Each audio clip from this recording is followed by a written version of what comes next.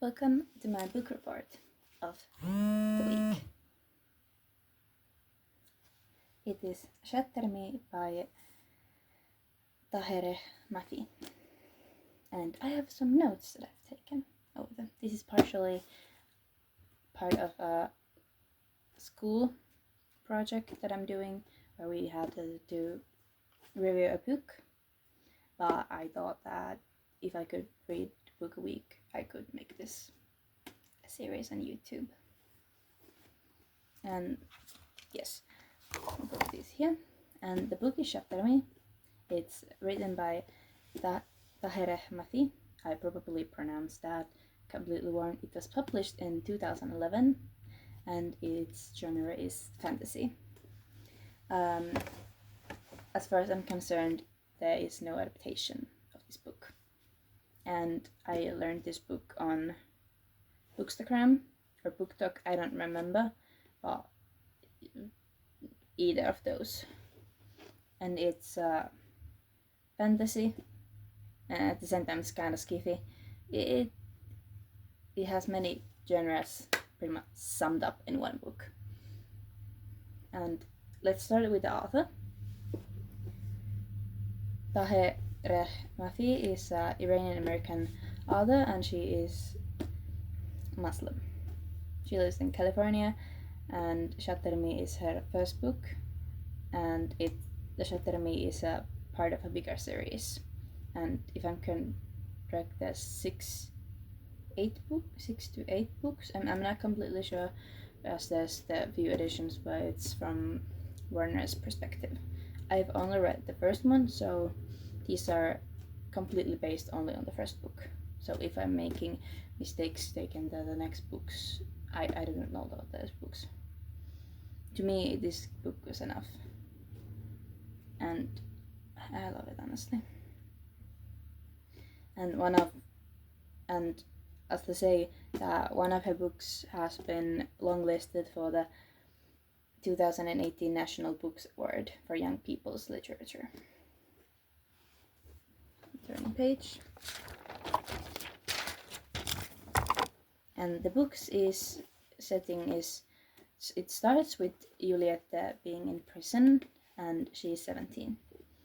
The world is basically controlled by re-establishment, I think I pronounced that right, and it's a dystopian government that controls people, agriculture, life, media, and all that sort of stuff.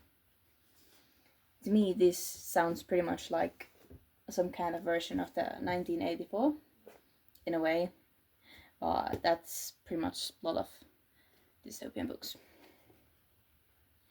And taking the technology, I would say that this book is somewhat in a timeline that could be 20 years to 50 years in the future of present moment.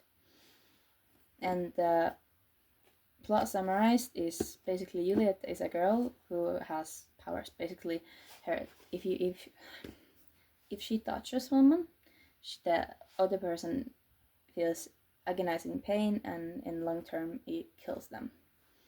And she kills a boy accidentally in her youth and ends up in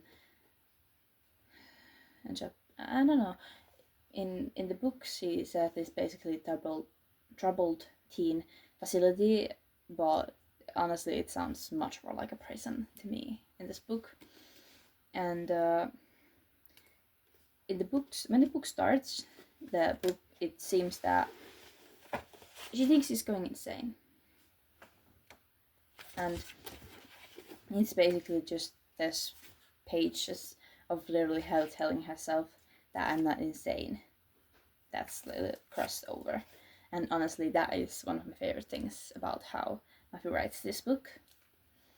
And she gets a fantasy cellmate named Adam, who apparently has powers also and can touch her, which to me, that part of the book was quite confusing because there's like several men and she's made to torture someone, but that's just confusing to me. It might be not confusing to some other people. And But it turns out that Adam is a soldier, basically a spy sent to retrieve her from the prison for the sector's chief, Aaron Warner, either of those. I don't know the pronouns that correctly. And Aaron, he's kind of obnoxious asshole, so to say. And it's just from this book, my opinions. And, well, he is quite an idiot. And in the end of the book, they escape and find Adam's brother James and get to Emoji Point, which is basically a resistance cell of sorts. But I think that's more taken into the further books, which I have not read yet, as I cannot easily find them. And we turn a page. About characters, personally, Juliette Ferraris is a superpowered 17-year-old, as I told earlier. She is quite sassy, which I love in a book with a young female lead. And I could say she's even a bit aggressive as she attempts to hit and kick people, but at the same time she prefers to not touch people when Aaron is forcing her to torture people for the re-establishment. Adam is at the start Juliette's cellmate, but Adam is also for sort of a Warner, as I told. And he has a brother named James. I think he's like 5'11" inches. But I'm not completely sure how much that is in meters. I think it's like 178 or something. And I'm not completely sure of that. Could be wrong. And Aaron Warner is one I call asshole. He wants to use Juliette for the re-establishment. And no, that the plot is quite complicated. And taking that Warner is trying to seduce Juliette. At least that's how I thought that. And Adam and Juliette are having like love thingies in the background. But I don't really like that. But the language is modern. It's basically American style English. And personally, I love that in the start of the book there's quite a lot of these overall parts that you can see here. But towards the end of the book there's none of them, which basically shows that Juliette is growing and she's accepting herself and no longer thinking that she is going crazy. The experience of the book is that this is at the same time this is very confusing, but at the same time I love the start and the end of the book, but the middle part is quite dry, so to say. But honestly, I would give this a rating maybe 5 out of no 5, maybe like 8 out of 6. Why am I saying that? I'm giving it a rating of 8 out of 10. There could be improvement, there could be easier language to read, but at the same time it's a very great book and I enjoyed reading it quite a lot. And this is one of my first English books that I originally bought, but for this assignment I reread it first time in a few years. So yeah. And for the book report that I'm supposed to do, they wanted me to read a part of it, but I can't quite find the part what I was supposed to read.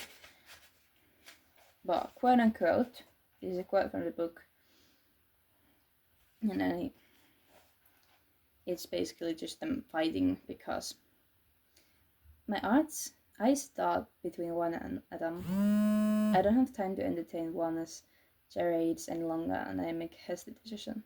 Do it. I'll be right behind you. Juan looks confused. What are you doing? I ignore him. Wait. I ignore him. Juliette. I ignore him. Juliette. His voice tighter. Higher, full of anger and concern. He can touch you? Adam is rubbing his wrist in the bedsheet. God damn, Juliette, answer me. I'm gonna leave it there. It's quite a confusing part, and now that I start straight from here, and I could also say that in this book, this is one of the last parts with the overland part. But that was one of my favorite parts of the book because she's basically rage baiting Aaron, which honestly he kind of deserves, like in the first book. But that is book row number 1. I hope we see next week on my channel. And this is, for the record, I own this book, and as this is gonna be published on my YouTube channel, even for the project, I don't own any rights to it. It's copyrighted, and the part I spoke out is just a quote from the book that I love, honestly.